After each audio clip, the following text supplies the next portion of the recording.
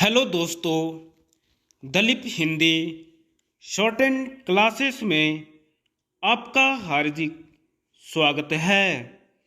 दोस्तों, आज की डिक्टेशन 80 शब्द प्रति मिनट की गति से बोली जाएगी। डिक्टेशन स्टार्ट करते हैं 5 सेकंड बाद।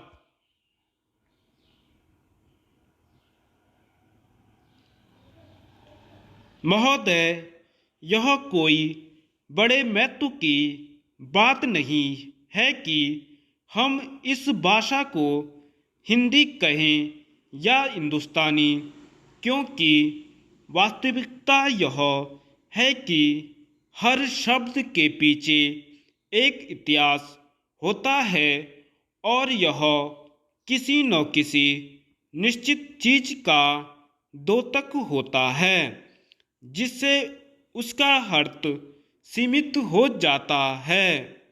जिस बात के बारे में हमारे मन साफ रहने चाहिए वह है भाषा का भीतरी सार, और यह कि वह भाषा संसार को किस दृष्टि से देखती है, यानी वह सीमित करने वाली, आत्मनिर्भर, अलग अलग रहने वाली और संकीर्ण है या उससे उल्टी है।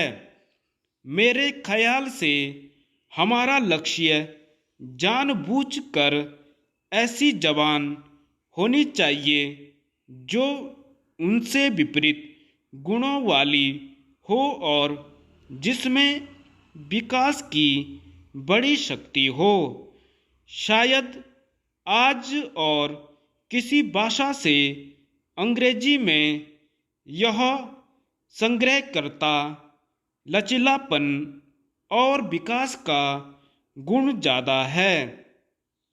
इसीलिए भाषा की हैसियत से उसका इतना बड़ा महत्व है। मैं चाहता हूँ कि हमारी भाषा में भी संसार के सामने इसी रूप में आए। जिस ढंग से भाषा के प्रश्न पर आजकल हिंदुस्तान में वाद विवाद होता है, उस पर मुझे बहुत दुख है। इन वाद विवादों के पीछे पांडित्य बहुत थोड़ा है और संस्कृति की समझ तो और भी कम है।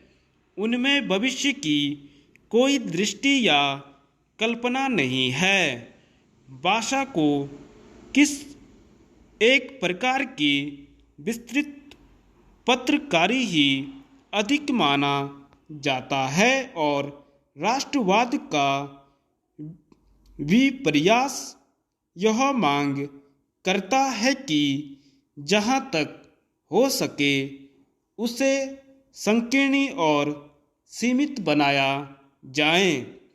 उसके विस्तार की किसी भी कोशिश को ज़्यादातर राष्ट्रवाद के खिलाफ गुनाह करार देकर उसकी निंदा की जाती है।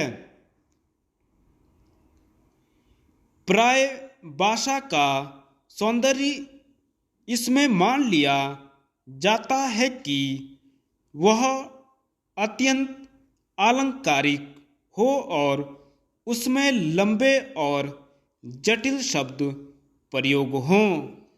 उस भाषा में शक्ति या गौरव बहुत कम दिखाई देता है और छाप यही पड़ती है कि उसमें ऊपरीपन और चिचलापन बहुत ज़्यादा है। जैसे काव्य कोई तुकबंदियों और अनुप्रासों का समूह नहीं होता, वैसे ही भाषा भी खाली जटिल और कठिन शब्दों का प्रदर्शन नहीं है। अंग्रेजी के सुपरिचित और साधारण शब्दों का अनुवाद करने की हाल में जो कोशिशें हुई हैं वे निहायत उटपटांग हैं। भाषा को गढ़ने में अगर यही वृत्ति रही तो निश्चय ही विचारों को प्रकट करने के एक सुंदर साधन की हत्या हुए बिना न रहेगी। यह सत्य बात है। धन्यवाद।